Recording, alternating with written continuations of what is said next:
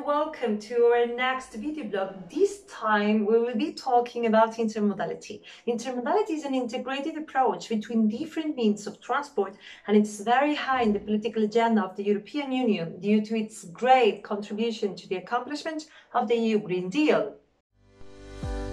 Intermodality can involve a combination of access to airports, local services between the airport and the neighboring city, for example via train, metro, bus or even boat.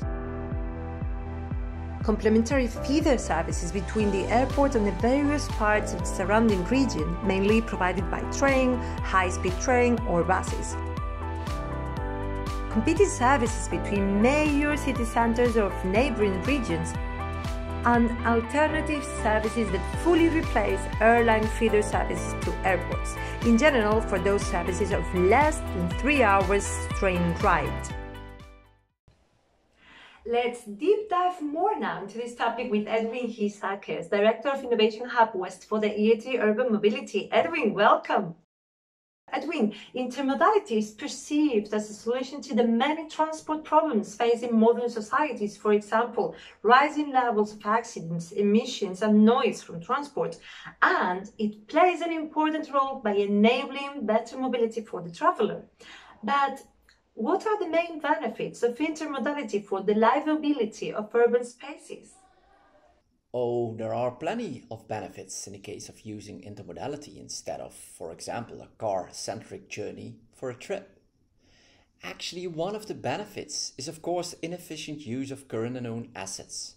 Generally speaking, your own car is just used 5% of the time. So 95% of the time it is parked, which can be even in congested traffic as well. And so it is consuming valuable city space that better can be turned into space where citizens can enjoy, meet, relax, interchange, and use for social interaction. Edwin, for passengers, intermodality is best defined as combining different modes of transport in a seamless travel experience. So far, there are very few examples of intermodal cooperation between service providers, though, and in many cases, the infrastructure that could enable intermodal travel is insufficient. On top of that, most of examples of intermodality operate on a bilateral basis. For example, a combined journey involving a railway and an airline. In this sense, what are the next steps to make intermodality available to all the citizens? When I think of intermodality, I see a hub where you can transfer to different modalities. A rental or shared car, an e-bike, public transport, bus, and even walking. In this case, I truly believe in the perfect traveler or customer journey, which needs to address a complete value proposition to support seamless transition, enabling a traveler with more than traveling alone.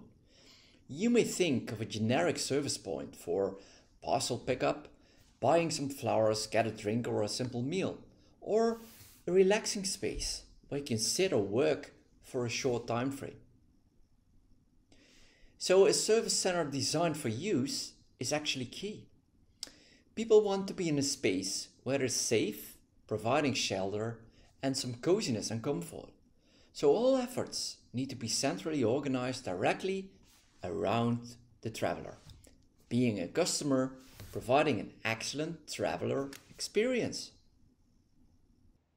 Edwin, it's not a secret that public transportation passenger numbers went down drastically due to the COVID-19 pandemic. Let's see some examples of how technologies can be implemented to ensure a safe journey in the public transport.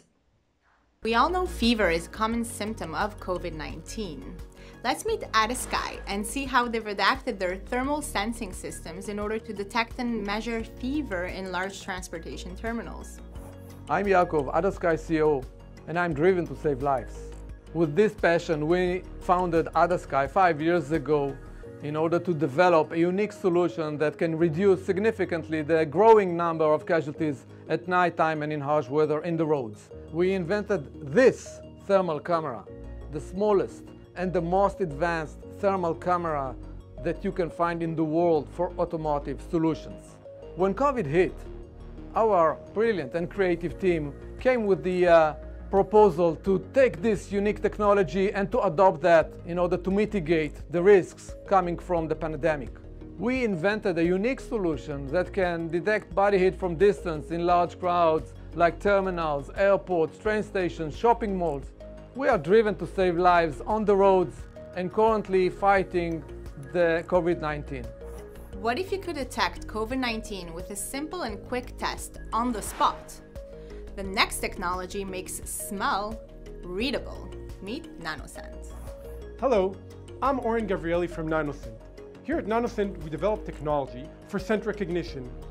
Recently, we're taking this technology to find COVID-19 suspects, so you can go back and drive your car, ride the bus, use the train again, maybe even fly soon. Basically, so we can get our life to go back to normal.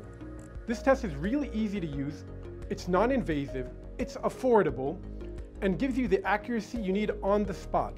Let's see how it works. All you need to do is blow some air into the air trap, connect it to the scent reader, and within 30 seconds, you have a result. Let's hope it's COVID-free. Edwin, we just saw an example of how technology can reinforce shared mobility during the COVID-19 pandemic. But in this regard, how the EIT Urban Mobility is contributing to boost intermodality? Intermodality is one of the 9 challenge areas we defined together with all our member cities and adding value to our important objective of freeing up space and make our cities livable again. So we are supporting and funding initiatives and concepts to innovate further. One of the examples is actually Smart Mobility Hub Platform, a reliable tool to foster data exploitation to enable future mobility systems to be more collaborative and user-centered. And another example is in our Innovation Hub West, the Smart Hubs project, delivering ready go-to-market smart mobility hub concepts with validated proposition in 6 different cities and contexts, and a strong set of international commercial partners to move forward. In this case, cities can customize the hub for their locations and policy needs. Edwin Heesakkers, Director of Innovation Hub West for the EIT Urban Mobility, thanks a lot for being with us today and for sharing these fruitful and very interesting insights with us. Thanks a lot. Thanks so much. My pleasure. If you enjoyed this video blog, stay tuned because next time will be the turn for active mobility. But until then, enjoy your summer, stay with your family, stay happy, stay safe, and see you soon. Bye-bye.